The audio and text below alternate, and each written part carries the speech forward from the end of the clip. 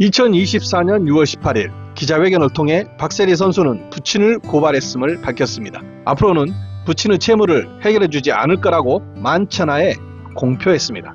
박세리 선수의 상처를 알 수는 없지만 지난 세월 대체 얼마나 힘들었는지 등기부 등본에 남아있는 흔적을 찾아서 그녀의 상처를 이해하고 부동산 투자에 대해서 알아보겠습니다.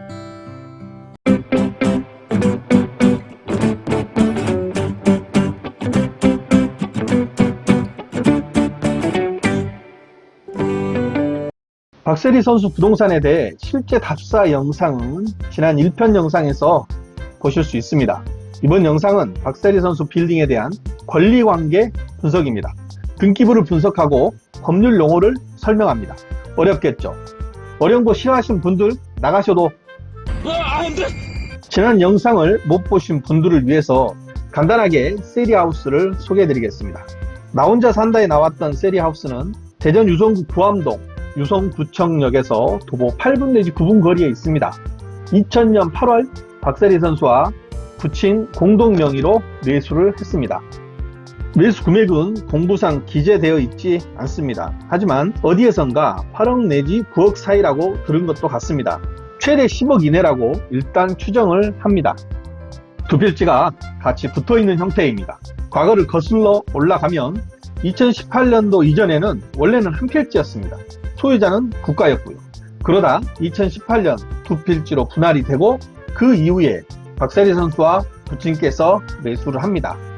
단독주택 형태로 되어 있는 오른쪽 집은 대지는 703.3평, 건물은 159.8평입니다. 2000년도에 땅을 사서 2001년도에 신축을 했습니다. 4층으로 된 왼쪽 빌딩은 대지는 167.9평, 건물은 236.4평, 지상 4층 건물이고요. 2019년도에 지은 건물입니다. 2000년도에 약 10억 정도 매수를 한 것으로 파악이 되고 있는데요. 그럼 현재 시세는 어느 정도 될까요? 현재 시세는 어림잡아 80억에서 100억 정도 보고 있습니다. 범위가 굉장히 넓습니다. 서울이 아닌 대전이고 매수세가 약하기 때문에 범위를 두고 말씀을 드립니다. 시세 파악의 근거는 다음과 같습니다. 첫 번째는 박세리 빌딩 앞쪽 여러 필지가 2001년도에 매각이 되었습니다. 단독주택인데요. 평당 기준 1300에서 1400선에 매각된 것도 있습니다.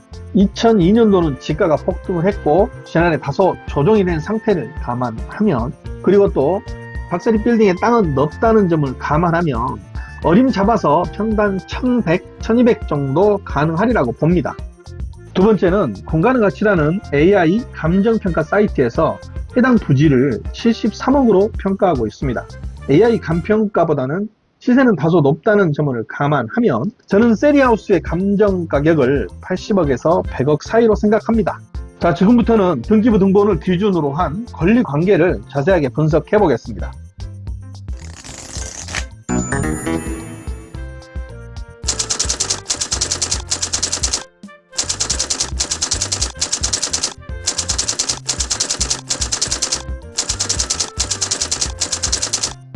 이 땅을 매수한 시점은 2000년으로 거슬러 올라갑니다. 그럼 2000년도 즈음에서 박세리 선수는 어떤 활동을 하고 있었을까요? 1992년 중학교 3학년이던 시절 KLPGA 대회를 처음 우승하면서 무서운 10대로 등극합니다. 1996년에 프로로 전향을 했고요. 1998년 US 오픈에서 우승하면서 세계적인 스타로 자리매김합니다. 바로 이 사진에서 박 선수의 모습, 우리의 기억 속에 각인된 모습 말입니다. 1998년 US 오픈 우승 트로피를 거머쥔 뒤 2년 후에 이 땅을 사게 됩니다. 얼마나 기뻤을까요? 하지만 등기부 등본을 열람하고 읽어가면서 제 마음속에 어두운 그림자가 서서히 드리워집니다. 왜냐고요? 이 땅을 사고 불과 1년 후 2001년 9월과 12월 박 선수 아버지의 지분에 가압류가 들어왔습니다. 그 사이 박세리 선수는 2001년도에 브리티시 여자 오픈에서 우승을 했고 LPGA 챔피언십에서 우승도 하면서 승승장구하고 있었습니다. 다음에 2002년 7월 1억 8천만 원의 가압류를 해결하고 2004년 8월 7천만 원의 가압류를 해결합니다. 우승의 기쁨 이면에 이런 흑역사가 있었다는 거죠. 그런데 말입니다. 이 정도면 어느 집안에서나 난리가 나도 난리가 났을 텐데요. 불과 1년 정도 후에 2005년 1월, 4월 각각 11억 8천과 2천만 원 가압류가 또 들어옵니다. 같은 해 8월 두 건 모두 해결하지만 그 금액이 12억에 달합니다.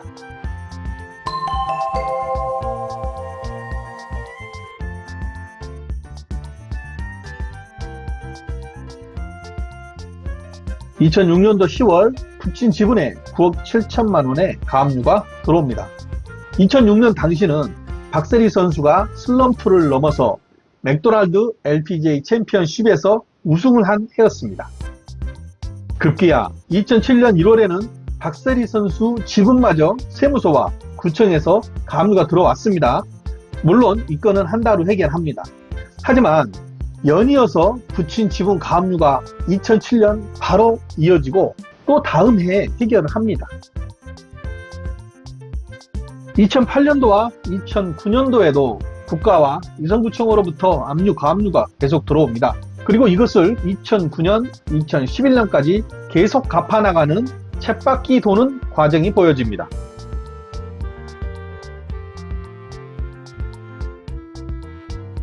이후에는 조금 뜸하다가 2012년 7월에 부친 지분에 세무서에서 1억 6천 압류가 들어오고요. 7월에 바로 해결을 하지만 2012년 12월에 또 모 건설회사로부터 4억 9,300만원 가압류가 들어옵니다. 2014년에는 개인 가압류와 강제경매가 신청이 되는데 2년 뒤 앞선 건들을 모두 해결하고 부친의 지분을 본인에게 이전합니다. 이 행위가 결국 박세리 선수의 발목을 잡아 이제는 부친의 문제가 아닌 박세리 선수 본인의 문제가 돼버린 모양새입니다. 2020년 11월 강제경매 개시 결정이 떨어졌고 2021년도 8월에는 사행위 취소를 원인으로 한 소유권 이전 등기 말소 청구 가처분이 들어옵니다. 이 정도 되니 박세리 선수도 더 이상은 밑빠진 독에 물붓기라고 판단했나 봅니다. 그동안은 리치 언니라고 불리며 컨셉이 잡힌 탓에 이런 가족 내 어려움을 쉬쉬하고 어떻게든 해결하려고 했지만 한계에 다다른 거죠. 2024년 6월 18일 박세리 선수는 기자회견을 하게 됩니다. 첫 번째, 박세리 선수 부친의 재단 명의 도용에 대한 박세리 희망재단의 법적 조치. 박세리 선수 본인은 딸이기도 하지만 재단의 대표라는 직책에 있는 사람으로 공적 지위에서 부친의 사문서 위조 행위를 고발한 것입니다. 두 번째, 본인 소유 부동산이 경매에 나와 있다는 세간의 뉴스는 사실이 아니다. 그리고 도난 채권의 존재 여부를 다투고 있는 상황이다. 세 번째, 부친의 채무를 변제하고 대신 부친의 지분을 인수한 대가적 행위로 사회 행위가 아니다. 이렇게 세 가지로 논점을 추출해 보았는데요. 이에 대한 제 개인적인 설명을 해보겠습니다. 박세리 희망재단의 고발건은 재단 대표 공적 지위에서 불가피한 상황이었다고 생각합니다. 잘못된 판단으로 새만금 사업이라는 국가적 사업에 혼선을 초래한 그 사실은 묵과할 수는 없는 것입니다. 제 개인적인 생각으로는 이번 기자회견의 가장 중요한 목적이며 이 효과를 위해 가족의 치부까지 드러낸 것이라고 생각합니다. 아버지 채무를 더 이상은 갚아주지 않을 것입니다. 이걸 만천하에 공표하는 것입니다. 경매에 나와 있지 않다는 주장에 대해 살펴보겠습니다. 등기부상 강제 경매 개시 결정이 등재된 것은 맞습니다.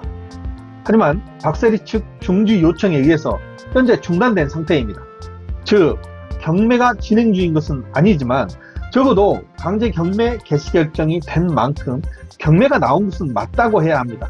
경매가 나온 것은 아니라는 말은 경매가 계속 진행되지는 않을 것이다 라고 해석을 해야 합니다. 취재 결과 해당 경매 사건의 청구 금액은 약 7억 7천 정도입니다. 시세가 80억이라고 보면 시세 대비 청구 금액은 소액이라 이런 경우 끝까지 경매가 진행되는 경우는 드뭅니다. 사회행위의 취소가 아니라는 주장에 대해서 살펴보겠습니다. 우선 사회행위는 채권자를 해야 할 것을 알면서 자신의 재산을 감소시키는 행위입니다. 해함을 당한 채권자는 채권자 취소권을 통해서 그 법률행위를 취소하는 것을 말합니다. 등기부를 보면 2017년 박준철 지분을 10억에 매수한 것으로 표시되어 있습니다. 해석하면 부친의 채무 10억을 갚아주고 그 10억을 매매대금으로 하여 부친의 지분을 매수한 형식입니다. 이 행위에 대해서 채권자는 건물이 있다고 해서 돈을 빌려준 건데 갑자기 건물이 없어지네? 채권자를 해한 것으로 볼 수 있습니다. 이때 일반적으로 정상적으로 거래가 된 상태라면 채권자는 채권 보존을 위해서 채무자의 건물에 아무것도 하지 않은 자신을 탓해야 합니다. 권리 위에 잠자는 자를 보호하지는 않습니다. 그런데 박세리 선수의 지분 이전의 경우에 10억이라는 매매 대금으로 해당 빌딩의 2분의 1 지분이 이전이 된 겁니다. 채권자는 이게 정상적인 계약이 아니라고 항변하고 있는 것 같습니다. 즉 10억의 대금은 시세에 비해서 헐값으로 비정상적인 거래이므로 사회행위다. 또는 10억이라고는 했지만 실제로 부친 빚 대납은 증여이고 매매 계약은 형식적인 것으로 사회행위다. 제가 채권자라면 이런 주장을 할 것 같습니다. 정확한 사실관계는 제 입장에서 자세히 알 수도 없고 또 동일한 사실관계라고 하더라도 다른 결론이 나올 수 있습니다.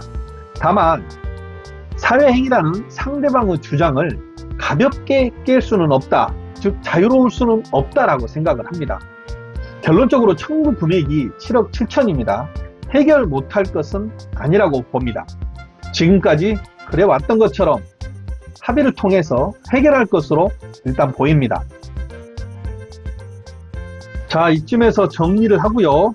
부동산 투자, 자산 관리라는 분야에서 새로운 측면을 고려해 봐야 합니다.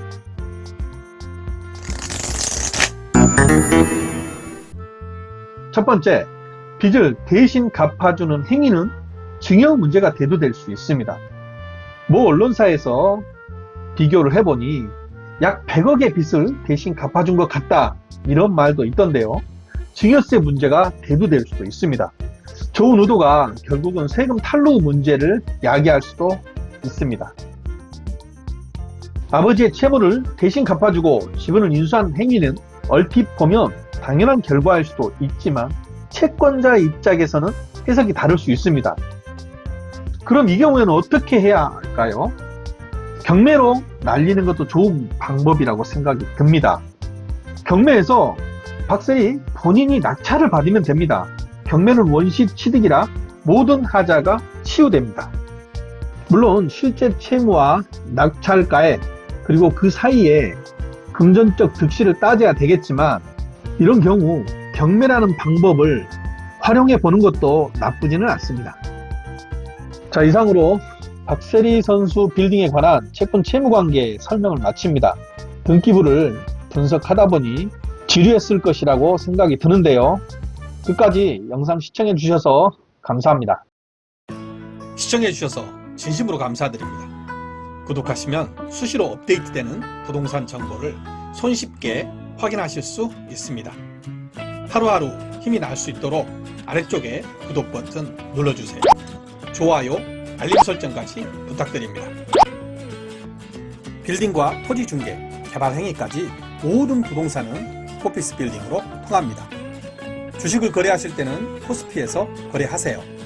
부동산을 거래하실 때는 코피스에서 여러분과 함께 하겠습니다. 감사합니다.